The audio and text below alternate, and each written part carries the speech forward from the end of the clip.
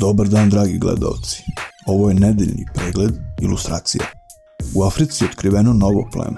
Ono što zbunjuje javnost je spoznaja da oni koriste neke evropske reči slovenskog porekla. Da li to onda znači da je jezik koji koristimo indo-afro-evropski? Ministar Vulin razmišlja da se povuče iz politike. Ozbiljno razmatra hirurgiju. Problem je u tome što ne može da je završi za 15 dana, već to mora da uradi za 30.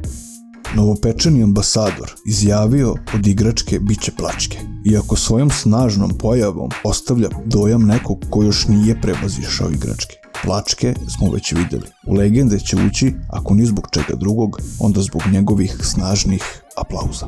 Procureo novi snimak sa US Opena, u kom je srpski teniser nemilosrdno i krajnje monstruozno napao sudiju, nakon čega je osuđen za pokušaj ubistva. U pomenutom snimku se jasno vidi da je ispod maske zapravo Neymar, neprekosnoveni simulator faula. Komisija tvrdi da to nije autentičan snimak.